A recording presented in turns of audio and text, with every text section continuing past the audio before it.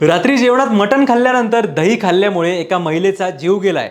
नाशिक जिल्ह्यातल्या बागलाण तालुक्यातल्या अखतवाडे गावातून समोर आलेल्या घटनेने सर्वांनाच धक्का दिलाय।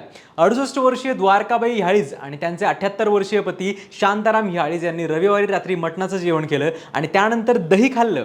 पण काही वेळातच दोघांची तब्येत अचानक बिघडायला सुरुवात झाली। उलट्या, अस्वस्थता आणि तब्येतीत झपाट्याने बिघाड होत असल्याचं लक्षात येताच कुटुंबियांनी त्यांना तात्काळ हॉस्पिटलमध्ये ॲडमिट केलं। पण उपचार सुरू असतानाच द्वारकाबाई यांचा जीव गेला, तर शांताराम ह्याळीज यांची प्रकृती अजूनही गंभीर असून त्यांच्यावर अतिदक्षता विभागात उपचार सुरू आहेत। या घटनेनंतर सर्वांना हाच प्रश्न पडलाय की नेमकं असं काय झालं की एका साध्या जेवणानंतर इतकी गंभीर परिस्थिती निर्माण झाली।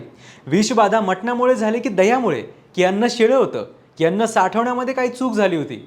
सध्या या सगळ्या प्रश्नांची उत्तरं शोधण्याचा प्रयत्न सुरू आहे। दरम्यान स्थानिक प्रशासन आणि पोलिसांनी या प्रकरणाची गंभीर दखल घेतली आहे। त्या रात्री खाल्लेल्या अन्नाचे नमुने गोळा करण्यात आलेत आणि ते केमिकल टेस्टसाठी पुण्यातल्या प्रयोगशाळेत पाठवण्यात आलेत। या रिपोर्टनंतरच नेमकी विषबाधा कशामुळे झाली आणि या दुर्दैवी घटनेमागचं खरं कारण काय होतं हे स्पष्ट होणार आहे।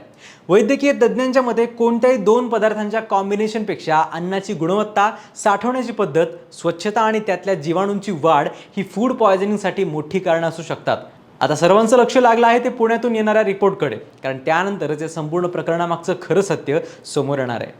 पण नॉनव्हेज आणि मिल्की प्रोडक्ट अशा प्रकारची दोन विरुद्ध अन्न शरीरासाठी योग्य की अयोग्य, काय वाटतं तुम्हाला? कमेंट्समध्ये नक्की सांगा आणि फॉलो करा लगावबत्ती।